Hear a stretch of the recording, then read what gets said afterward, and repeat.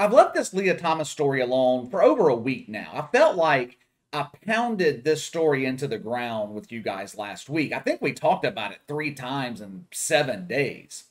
And even though there has been a little bit more news break about Lia Thomas, I just felt like we had talked about it enough for 1 week.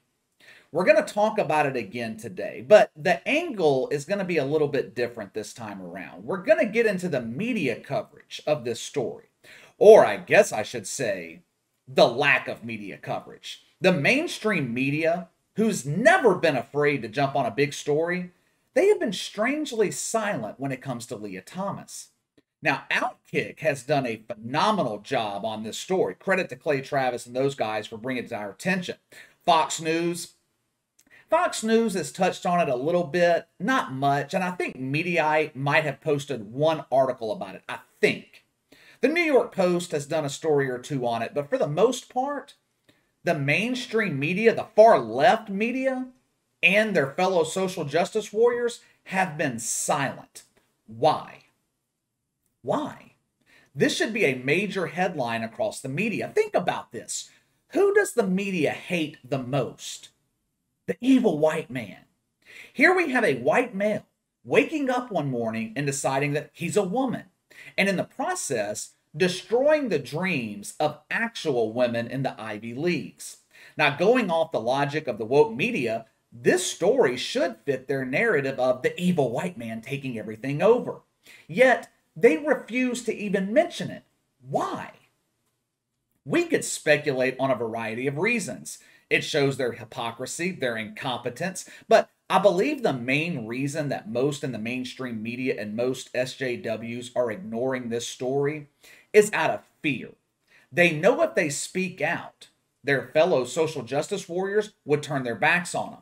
It does not take much for these people to eat each other alive. Doesn't matter how much you have contributed to the bullshit.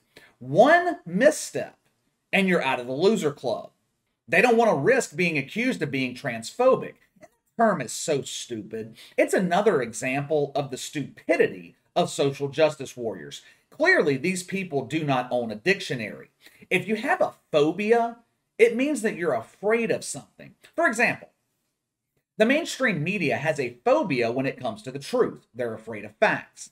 Anything that has a semblance of realism to it, the media runs in the opposite direction. Just because someone doesn't agree with Will Thomas being allowed to compete against women doesn't mean they're transphobic. It means they're normal. Social media has created this atmosphere where the majority of people are afraid to speak their mind. I know we've been dealing with it for a while now, so it almost seems normal, but it wasn't always like this. Those of you who are my age or maybe a little bit older, you guys know this. But we used to live in a society where you could say whatever the hell you wanted. Go back and listen to rap music released in the 1990s. 90s rap would never be released today. Record labels wouldn't distribute it, too risky. YouTube wouldn't allow it on the platform. iTunes wouldn't allow it, neither would Spotify.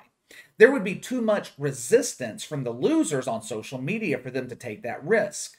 Back in the 90s, if you bitched about someone exercising free speech or tried to cancel someone, you would be the one who was vilified. Now you fast forward to 2021, you're treated as a hero. Logic has become twisted. Megan Rapinoe is viewed as a champion of women's rights. Colin Kaepernick, he's considered to be a role model.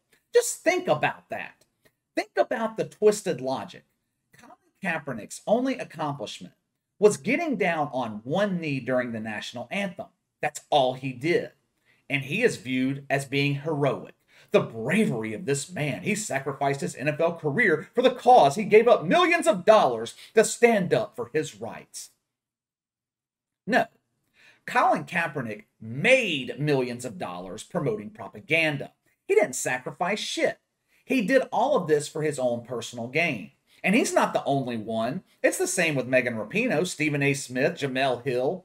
These people have been paid off to use their platforms, their voice, to promote propaganda. Yet when it comes to Lia Thomas, they have nothing to say.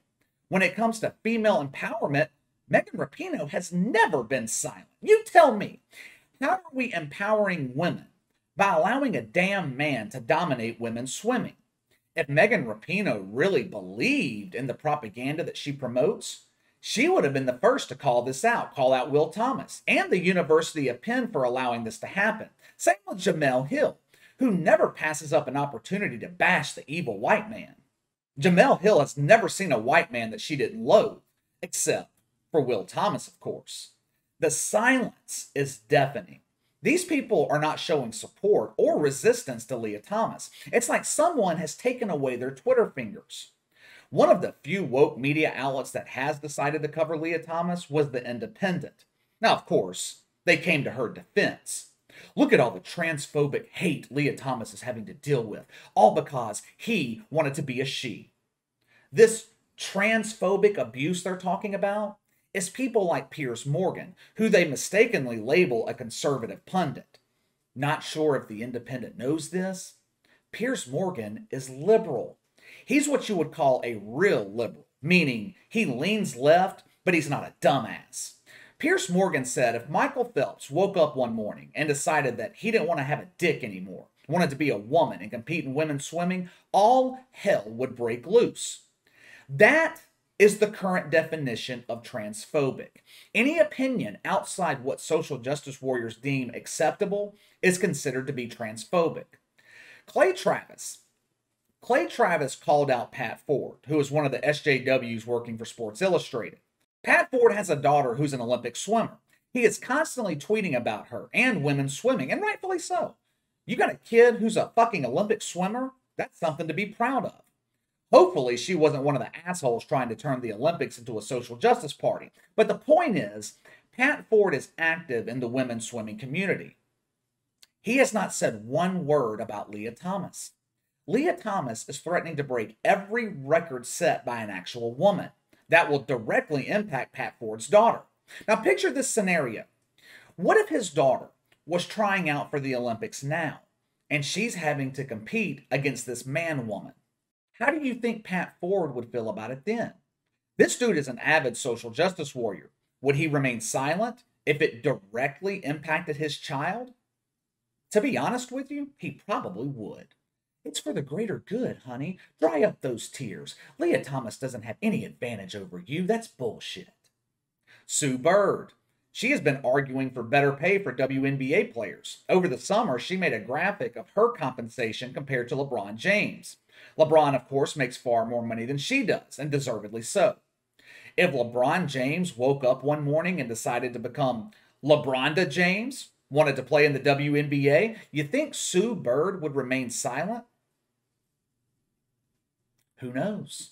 The media, social justice warriors, they will continue to ignore this story out of fear and because Lia Thomas fits the narrative. They know this shit is wrong, but when you are paid to push propaganda, you don't get to pick and choose what you promote. You do what you're told and you don't ask any questions. Last I checked, ESPN covered sports. Swimming is a sport. Lia Thomas is smashing records. ESPN hasn't mentioned it once. Now, this is the same network that gave Caitlyn Jenner the Courage Award. ESPN is trans-friendly, except with Lia Thomas, who they pretend doesn't exist. Normal people are fed up with this shit. Clay Travis did a Twitter poll, had around 40,000 votes. The question was, if a dude wants to become a woman, should he be allowed to compete in women's sports? 98% said no. 98%. You can't get 98% of people to agree that the sky is blue. You can't get 98% of people to agree that Joy Reid is the daughter of Lucifer, also known as Keith Olbermann. But damn near 100% of people can agree dudes don't belong in women's sports. All right, let me know what you guys think of the mainstream media, along with high-profile SJWs, ignoring Lia Thomas. Sound off in the comments below. Make sure to like and subscribe. Click the notification bell to receive all notifications from the channel. Best way to contact me is by email at btlkc84@gmail.com, KC_BTL84 on Twitter. I'll see you guys later.